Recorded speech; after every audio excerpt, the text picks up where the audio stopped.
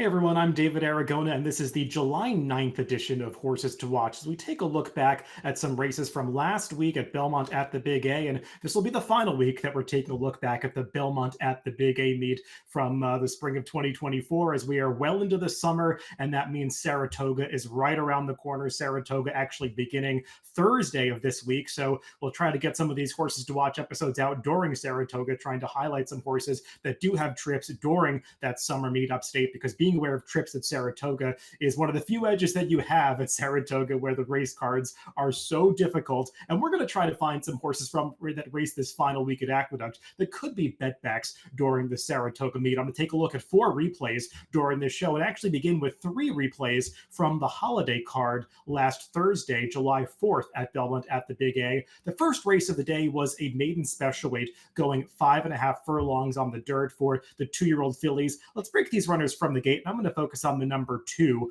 Home Wrecker. And you're going to see soon after the start, she gets squeezed back and finds herself at the tail end of this field. And I'm not going to show the head on at the start of this race, but I'll just tell you that she gets crowded badly from the outside, horses converging towards the inside. And that's what causes her to lose her path and get steadied back at the start of this race. And that's just the kind of beginning that's really tough for an inexperienced, first-time starting 2-year-old to overcome, especially going as short as 5.5 furlongs. She's not going to be able to catch the leaders, but she does do some running in this race to get up to third by the time this field crosses the wire. And she's a horse who was bred to be a nice one, cost $375,000, daughter of Quality Road. She's a half-sister to Imprimis, who is a multiple stakes winning turf sprinter. So maybe a surface switch might be in the cards for her down the line, but she actually does some running on the dirt here. You're going to see as they come into the stretch, see, she's catching up to the field, but she is hanging on her left lead, and she's never going to switch over to the right lead. So showing some greenness through the stretch of this race, but still running on strongly to make up ground. She's going to be finishing best of all across the wire, running up into a clear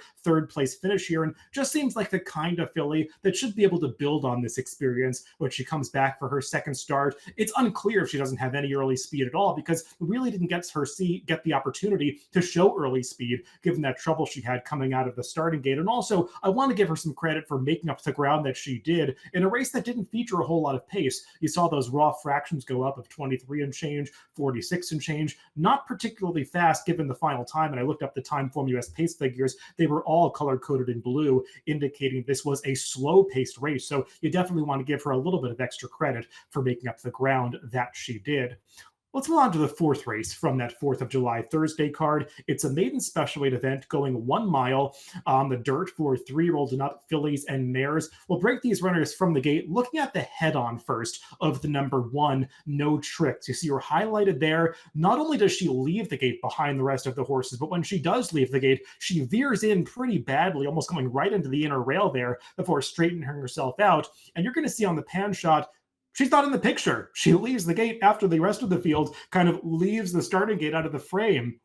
So she does break well behind the rest of the field. And like I said, when she left the gate, as you saw on that head-on shot, she veered in and lost even more momentum when she was trying to speed up at the start of this race. So all told, she probably gave up about 10 to 15 lengths to the rest of this field at the start of the race. And she's going to be well back through the early stages. But as the field progresses down the backstretch, take note of those chiclets at the bottom of the screen. You're going to see the number 1 come into the frame, and she's going to start to make up some ground on the rest of the field. And eventually, by the time this field is rounding the far turn, you will see No Tricks come back into the picture. So she's doing some work to catch up to the rest of this field at the midpoint in the race. Now, she's a second-time starter going out for trainer Jorge Duarte, who made her debut at Monmouth Park, actually showed speed sprinting that day before fading. And she is a horse that's bred to show some speed, being by Into Mischief out of the Damn Dance to Bristol, who was actually a Grade 1 winning sprinter, taking down the Ballerina about a decade ago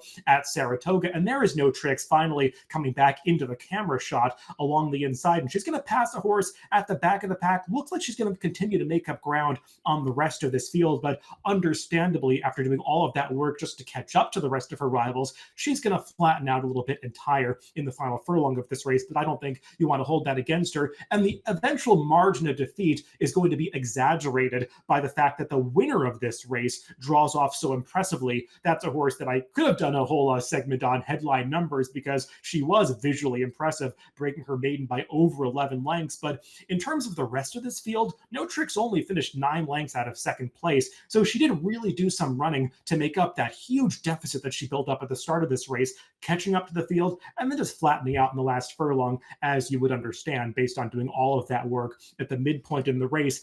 Even given the fact that she gave up so much of a disadvantage at the start, she still improved her Beyer speed figure from her first start to second start, improving 6 points from that debut sprint at Monmouth Park. So I think there's more ability with this filly than those first couple of results would indicate, and she's likely to do a lot better when she makes her third start, provided that she's able to get out of the gate a little bit more professionally. Let's now talk about the final race of the day from that holiday card, July 4th.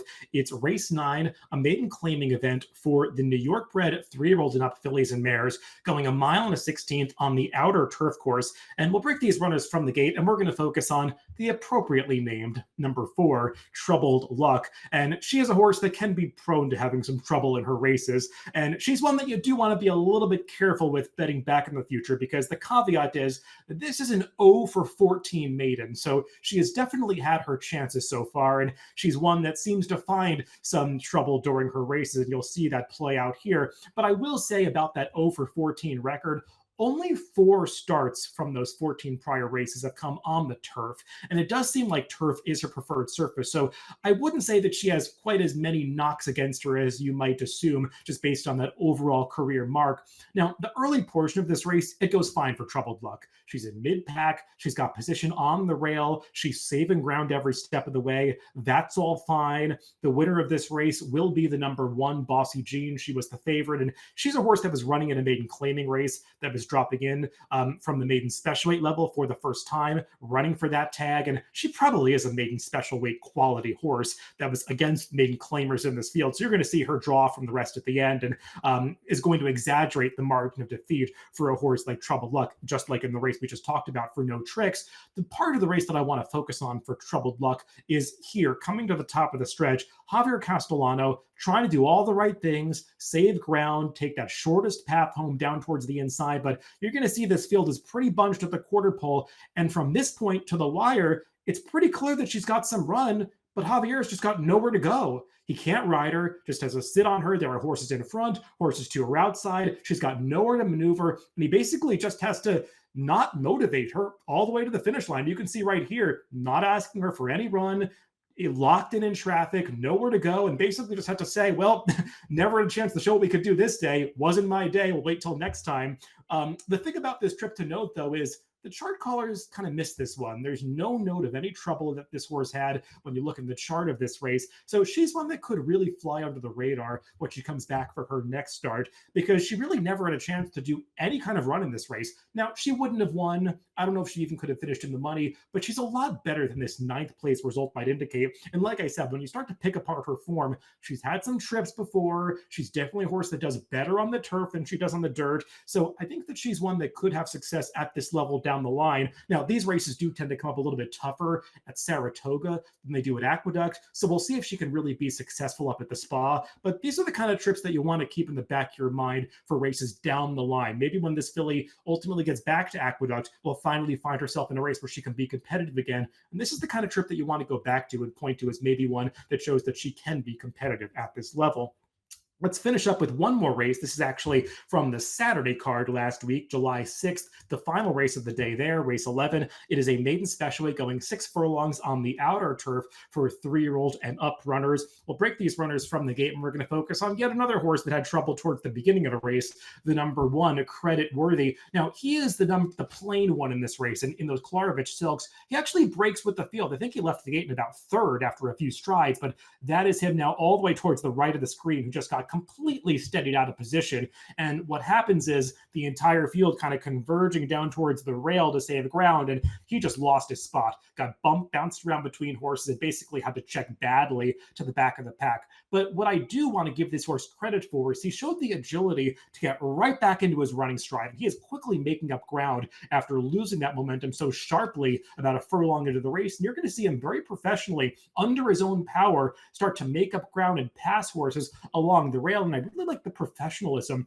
this horse is showing, running through these spots, saving ground, tipping out at the top of the stretch here, and he's going to make a big run to actually get all the way up into second by the time these horses cross the wire here. Now, as they come into the stretch, he does show a little bit of greediness. You're going to see him swapping leads a few times through the lane, but he's still continuing to sustain that momentum all the way through the wire. This was a race that was dominated by first-time starters. The winner was actually a big priced first-time starter for trainer Belmont, but I thought Creditworthy ran really well first time out for Chad Brown to overcome that trouble at the beginning of the race and get all the way up into second.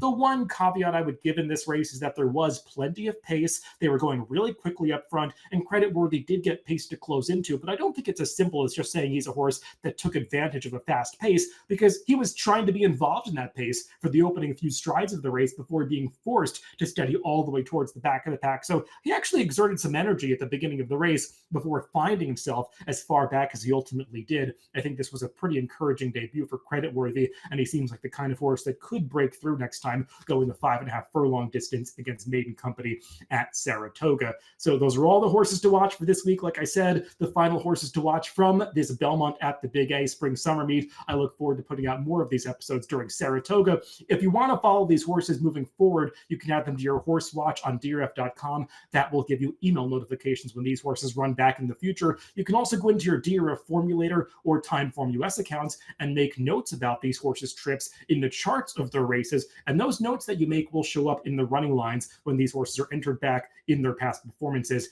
in the future. Like I said, final show for the Belmont at the Big A Meet, but I'm going to try to get these out every Tuesday during the Saratoga Meet, because there will surely be plenty of trips to analyze up at the spa.